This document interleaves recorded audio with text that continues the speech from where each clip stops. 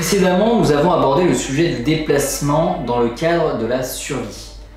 D'ailleurs, si vous n'avez pas vu les précédents épisodes, je vous invite fortement à les visionner.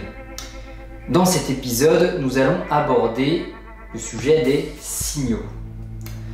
Mais avant toute chose, je tiens à vous rappeler que la majeure partie des informations présentes dans cette série d'épisodes proviennent du livre Aventure et survie, écrit par John Wiseman, ancien militaire et instructeur.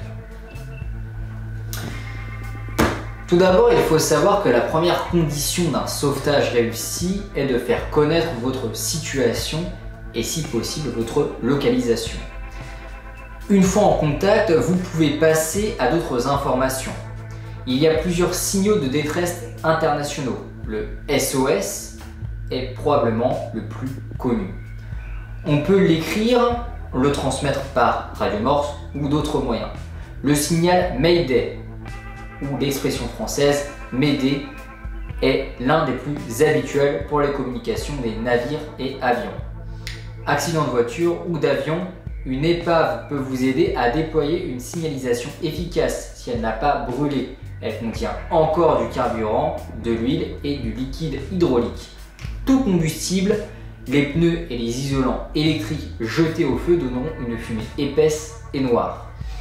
Les vitres et les parties chromées font de bons réflecteurs, surtout les capots des moteurs et les bouchons de réservoir. Les gilets de sauvetage, gilets jaunes, parachutes ont tous des couleurs vives et très remarquables. Disposez tout cela autour de votre camp, de manière à ce qu'il soit le plus visible possible. Allumez les phares la nuit et si les batteries sont faibles, gardez-les pour les torches et éclats. L'avertisseur sonore ou autre moyen d'attirer l'attention d'un avion de passage ou d'une éventuelle colonne de secours.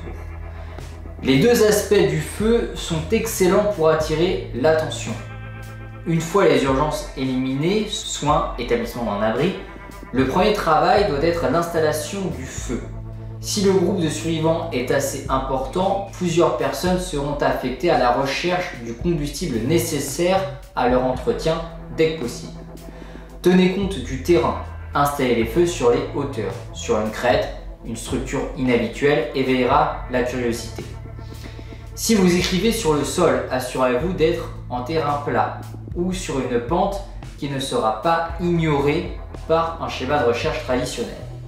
Une fois le contact établi, des codes plus complexes permettent d'indiquer les besoins urgents en l'absence de radio. Pour une récupération par air ou par mer, il peut être nécessaire de préparer un dispositif d'approche.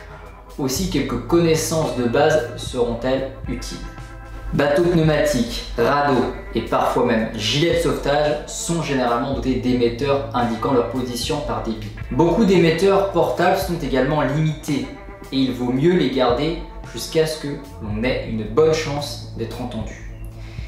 Avec une radio puissante, il est toutefois indiqué de commencer immédiatement à envoyer des messages à intervalles réguliers.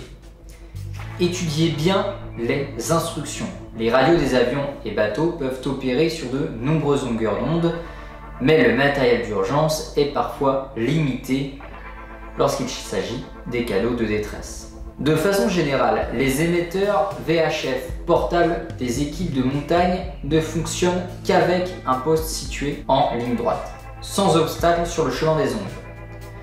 Ces postes sont habituellement réglés sur une fréquence de secours en montagne, mais il est bon d'établir les procédures avant le départ. Si vous avez une radio en état de marche, vérifiez l'état des batteries. Le moteur d'un véhicule peut-il encore tourner pour les recharger ou tout simplement pour fournir de l'énergie. Gardez également du carburant sous le coude et tâchez d'organiser vos transmissions selon un schéma régulier plutôt que d'essayer de longues périodes d'émission. Si quelqu'un capte un signal, il peut se préparer à le recevoir à nouveau. Le bruit est aussi un excellent moyen d'attirer l'attention si vous savez qu'il y a des gens à proximité. Le signal international de montagne consiste à siffler 6 fois en 1 minute et attendre 1 minute pleine avant de recommencer. Un cri peut suffire si vous êtes bloqué ou près d'une aide mais trop mal en point pour l'atteindre seul. Utilisez votre imagination pour trouver des moyens de vous faire remarquer sans gaspiller vos sources d'énergie. Si vous pensez que le sauvetage est improbable et qu'il vaut mieux revenir par vous-même, laissez derrière vous des signes évidents pour indiquer à d'éventuels sauveteurs la direction que vous avez prise. En chemin, vous aurez peut-être de meilleures chances de vous faire remarquer si vous arrivez près d'une ligne aérienne régulière ou d'une région plus ouverte. L'idéal est de placer vos 3 feux selon un triangle équilatéral, ce qui les rend aussi plus faciles à approvisionner. Mais en cas d'impossibilité, n'importe quelle disposition convient, à condition que les feux soient bien isolés. Si vous avez peu de combustible ou si vous êtes trop gravement blessé ou trop épuisé pour entretenir 3 feux, n'utilisez que votre feu de camp. N'importe quel signal répété 3 fois est un signal de détresse. Selon votre emplacement, cela peut être 3 feux, 3 colonnes de fumée, 3 coups de sifflet, 3 coups de feu ou même 3 éclats de torche. De nuit, laissez une minuterie entre chaque groupe de 3 signaux.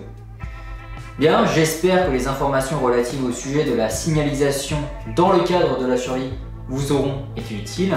Évidemment, je ne vous ai partagé qu'un résumé du sujet afin que cette vidéo reste digeste. Pour plus d'informations, je vous invite à aller voir mon site internet dont le lien est en description de cet épisode.